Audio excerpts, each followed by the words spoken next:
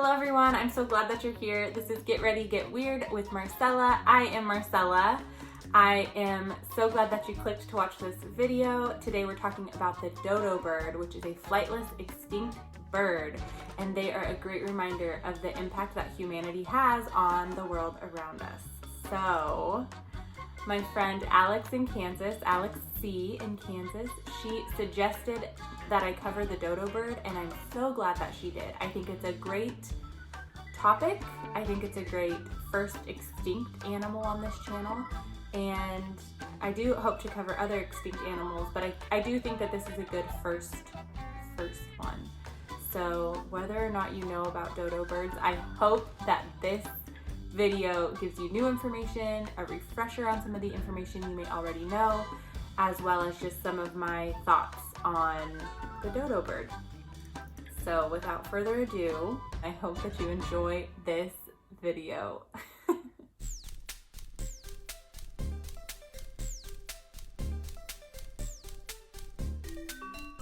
Hello everyone, I'm here with my clean face, ready to talk to you about dodo birds. Dodo birds were, let me correct myself, a large flightless bird that is now extinct. And today I'm going to talk to you about where they lived, why they are extinct, what they looked like, and also, as always so far in each video, I'm going to share with you some fun facts. The best kind of facts, the fun ones. So let's get started on where they lived. Dodo birds only lived in one specific place, and that was on the island of Mauritius. Mauritius is in the Indian Ocean, and this island was perfect for the dodo bird because they had no natural predators. They had abundant food source. They were king of Mauritius, kings and queens of Mauritius. And these birds were first seen on the island of Mauritius by sailors from Portugal in 1507 when they first arrived at Mauritius. All right, let's talk about how the dodo bird looked. The dodo bird was a large bird, bigger than a turkey at about 50 pounds. So that's pretty big. That is, I mean, my dog is a little less than 60 pounds, so almost as big as my dog. That's pretty big. So bigger than a turkey. It had bluish gray, like grayish feathers, so plumage was bluish gray. The dodo bird had a big head in comparison to its body. It had a large black colored beak, or blackish, like dark colored beak, with a red hook on the end. So I'm gonna do a red lip today in honor of the red hooked beak of the dodo bird, FYI, when we get to the lip portion. They also had yellow legs, and they had a big like tuft of curly feathers, like their tail feather was kind of curly and big. So that's why I put a little, it's not big enough. None of the representations that I do for these topics is as big and majestic or beautiful or funny or prominent as the actual animal. So I'm just letting you know, I'm just doing my best as a mere mortal here. So this little guy is supposed to be my little poof of a tail feather. Hope you like it.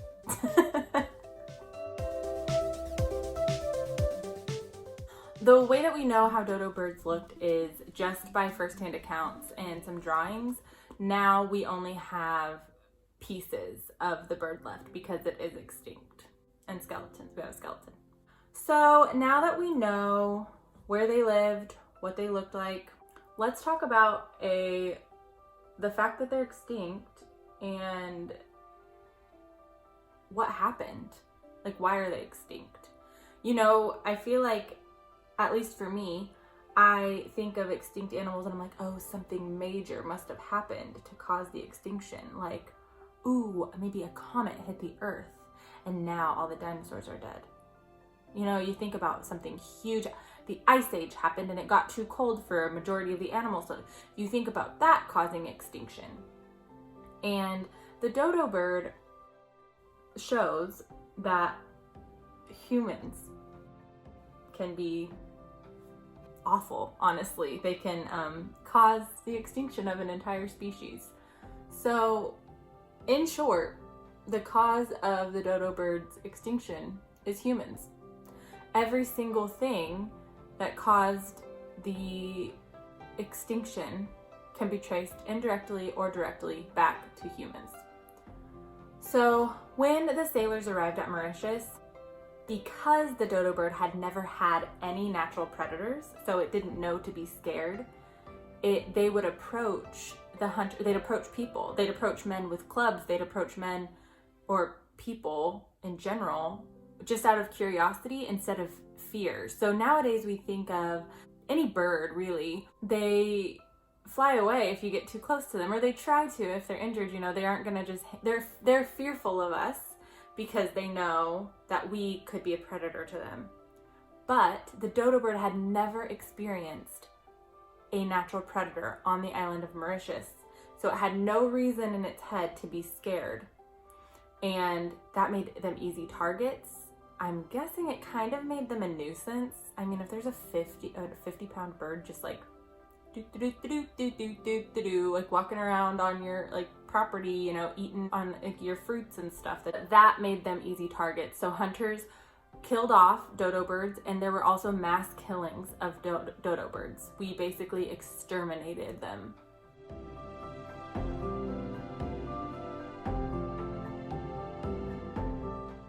Another contributing factor to the extinction of dodo birds, which again is related indirectly but also kind of directly to humans, is the introduction of domesticated animals that humans brought with them. So pigs, dogs, cats, rats. These animals aided in the destruction of the dodo bird's natural habitat, as well as ate, you know, the dodo bird's eggs and things like that.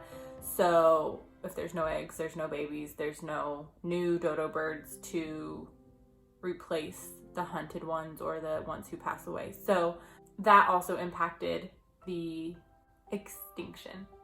Sadly, 175 years after humans first spotted dodo birds, the dodo bird was extinct by 1681.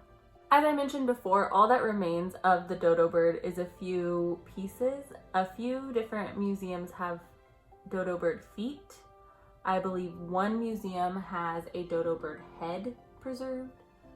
And then there are quite a few museums around the world with a dodo bird skeleton. I know I saw that a place in Europe, a place in the United States, and a place in Mauritius have full skeletons of the dodo bird, and so we are able to study the dodo bird that way.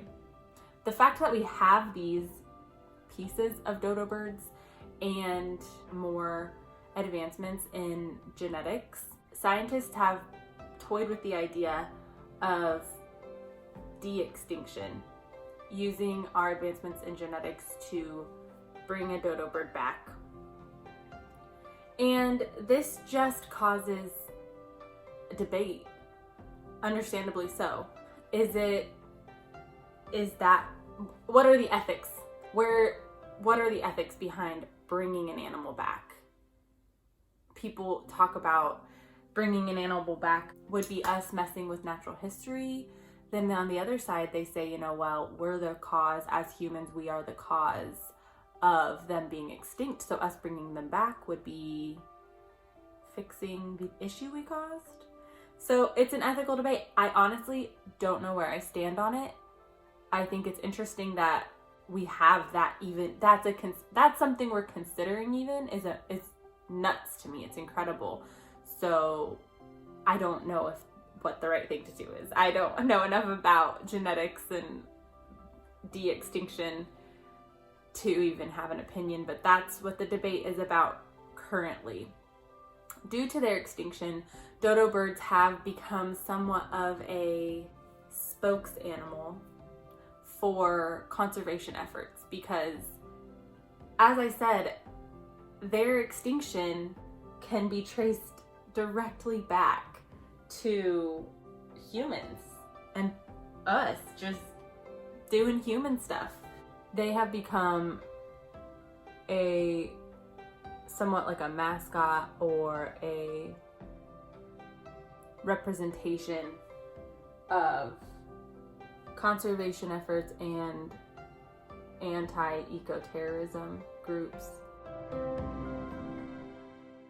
They brought, and they have brought, a lot of attention to the impact that humans can have on the earth around us, as well as the importance of conservation efforts, because humans directly caused the extinction of dodo birds. And not only that, no one stepped up and was like, hey, wait, like, this species is dwindling, we should maybe not.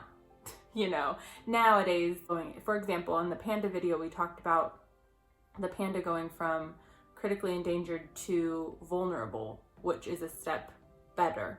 That means that we're moving in the right direction with our conservation efforts. And with the dodo bird, no one even tried. There was no recorded effort of, hey, wait. We don't need to kill every single flightless large bird that's annoying us here on Mauritius. So that's the sad part. That's the extinction part. All right, so I'm trying to do like a more neutrally eye, since I'm gonna put color on my lip. And I've noticed I need more like bluish colors, I think.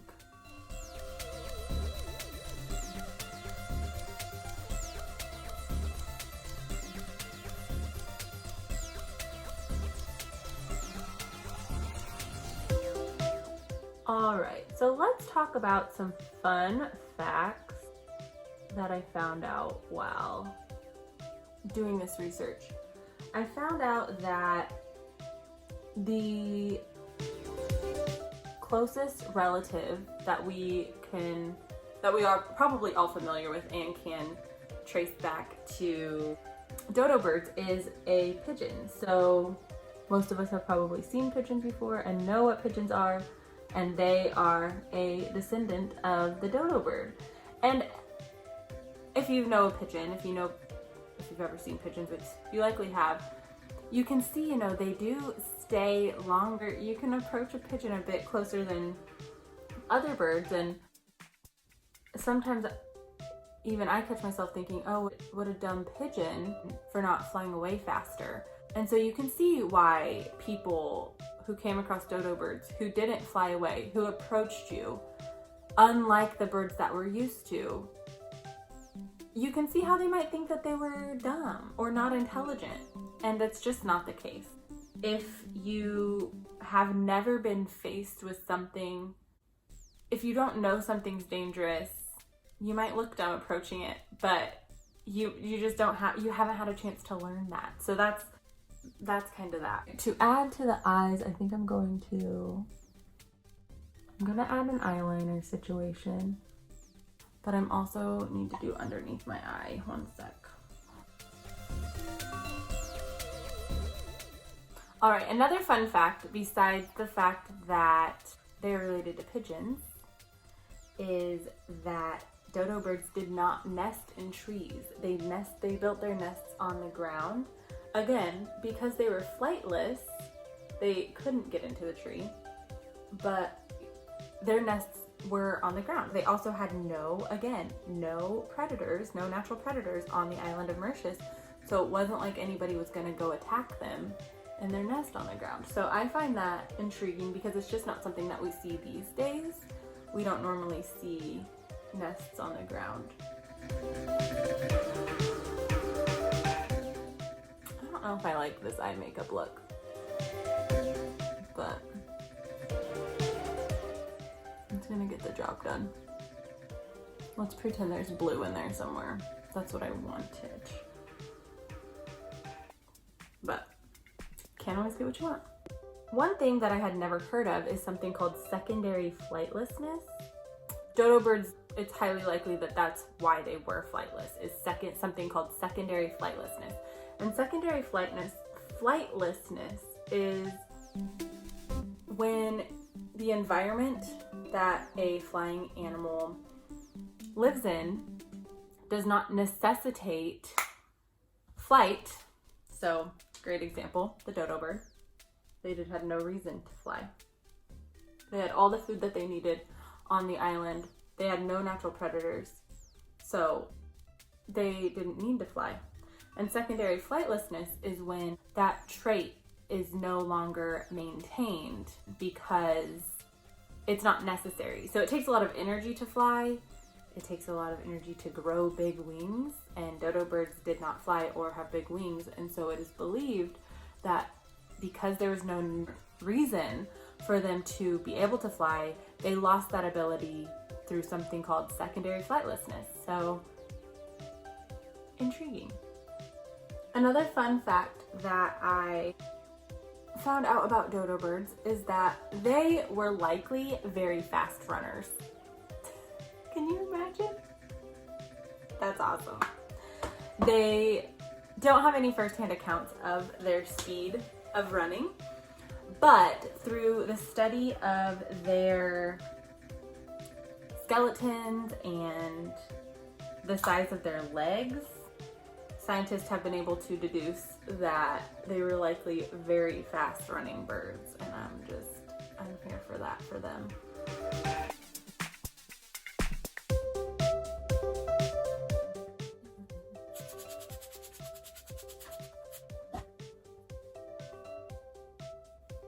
Ooh, I was gonna do eyeliner.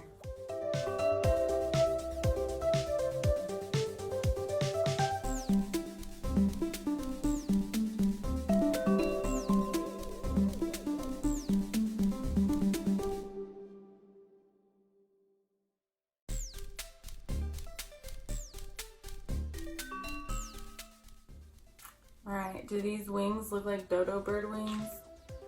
Maybe. Dodo bird wings were very nubby because they were flightless, like me. Just living life like a dodo bird over here. But at least I'm alive. Gotta take your wins where you can.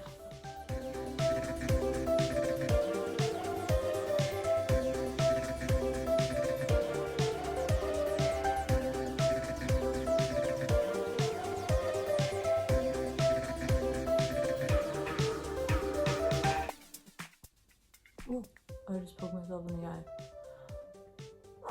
Anybody who wears mascara, you know the pain that I'm currently feeling. Yikes! And now for the crowning glory of the dodo bird makeup look.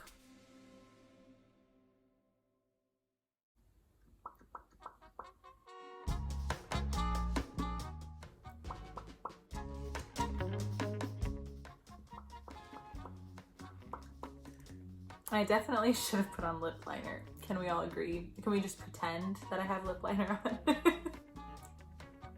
Fierce. Looking fierce over here. I haven't worn a lip color in a while for quarantine purposes. So these dark red lips are in honor of the dodo birds' red hook on the tip of their beak, and the grayish eye look is in honor of their bluish gray plumage. My little messy bun is also in honor of their tail feather, and my blue shirt for their bluish gray plumage as well. That is my makeup look and all of the fun facts that I have to share with you about dodo birds. I am so glad that you came and sat with me while I did my makeup today and learned a little bit about the dodo bird. I feel like they're a very important part of our history as humans, as well as natural history in general.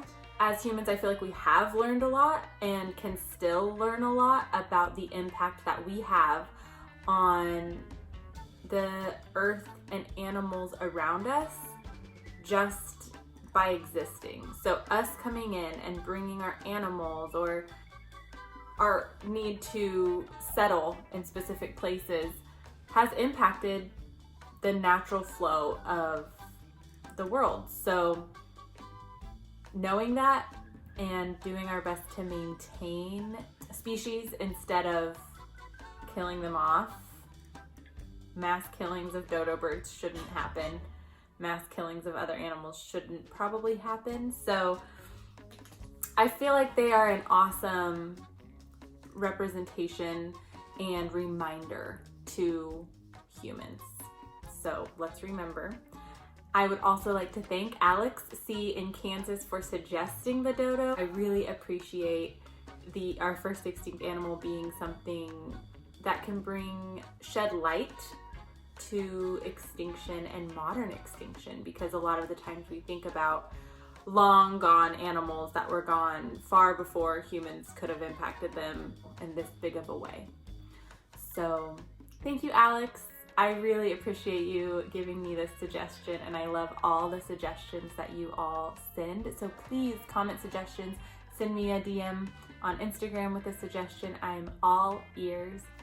So with that being said, please like this video if you liked it, subscribe to my channel if you're interested in this kind of content, and tell your friends, share this channel with any families, individuals, kiddos, anybody who enjoys just chatting about interesting things, weird things. All right, everybody, have a great rest of your week, and remember to stay weird.